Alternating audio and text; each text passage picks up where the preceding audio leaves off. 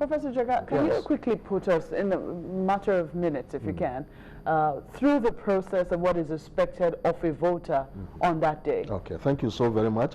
What is expected of a voter on that day is to come to a polling unit with his or her permanent voter's card and to join the queue for accreditation, which will take place between 8 a.m. and 1 p.m.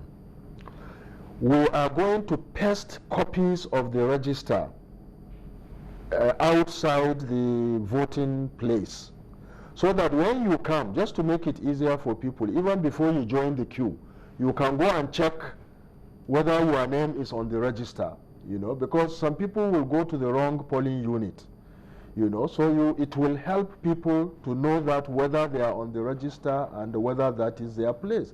It will help them to even know their number on the register.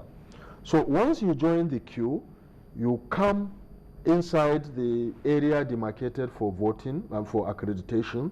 The first thing you do is you go to the assistant presiding officer in charge of the card reader. Because the law, the Electoral Act requires that the first thing that a person who intends to be accredited to vote does is to give his card to be checked. So you give your card, they put it under, they read the details. The next thing is they take your fingerprint.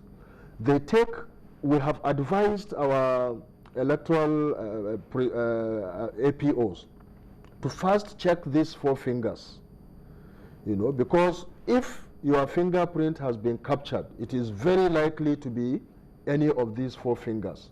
By the time you do this and you do not find, you do not process the fingerprint, you do a 5th one, you better sign an incidence form, because if you try to check all the 10, it is highly unlikely that you will get them, and you will also waste a lot of more time. So we've explained this.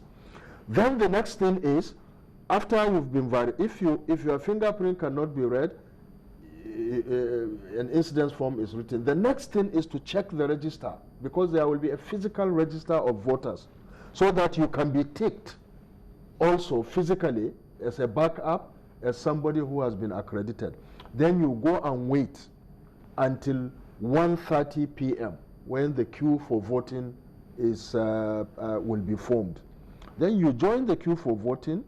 You know, you come, it is established from what has been put on your card, and they check the register again and tick, and then you are given the ballot paper and you go and vote. Okay, let's take some Twitter questions now. He says he's advocate. He wants to know, does the Electoral Act forbid electors to wait for their votes to be counted? The Electoral Act did not say anything. It didn't say anything about people waiting or not waiting. The Electoral Act says that nobody should loiter around a polling unit. Loitering, nobody should, if you have no business in the polling unit, you know, you shouldn't loiter around within 300 meters of a polling unit.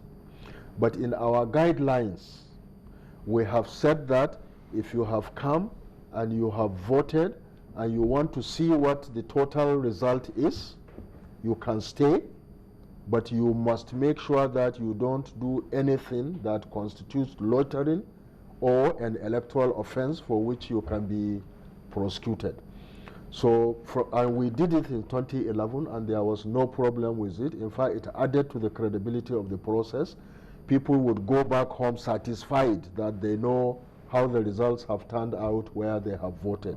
So this time around, Electoral Commission is also saying, if you choose to remain in a polling unit and to see the results, be orderly, be law-abiding, and be peaceful. Because if you do anything, if you stay and do anything that is interpreted by the security agencies as loitering, then you will put yourself into trouble. Okay, Nicola says, do INEC polling officers have access to the information stored on the card reader? Only administrators of the card readers have information, and that is why it can't be wiped out by the official. and that is why nobody can access it and they use it, you know. So really, INEC field officials, except the, you know, accessibility. The person operating it has limited access.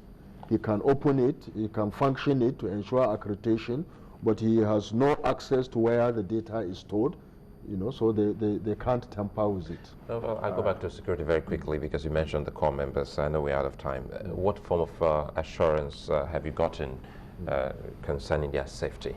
Well, we feel very happy with the reassurances that we've got from the security agencies that a lot of measures have been put in place which are targeted at securing the core members and the other students of tertiary institutions that will work as our ad hoc staff. In fact, for almost 2 years now, in fact, since after the 2011 general elections, the National Directorate Headquarters of the National Youth Service Corps has been a member of the Interagency Consultative Committee on Election Security. And they have been involved in the decisions about what measures to take to secure corpus, to protect them, and to ensure that their lives are not in danger when they participate in election duties. And we've done quite a lot, given the very terrible experience of post-election violence which affected the lives of some youth corps members in 2011. So we feel confident, we feel reassured, and the Directorate Headquarters of the NYSC is also confident that a lot of measures have been taken in order to ensure that they are protected. And I must commend the DG of the NYSC because he really cares for the corpus and pays a lot of attention to the details of what needs to be done to not only secure them, but also to take care of their welfare when they do this national duty. All right, Professor Attahiru Jega, thank you for coming on this morning. Thank you very much. And we wish you all the best. Thank you so much. Thanks a lot. We'll be back in just a moment. Join us again.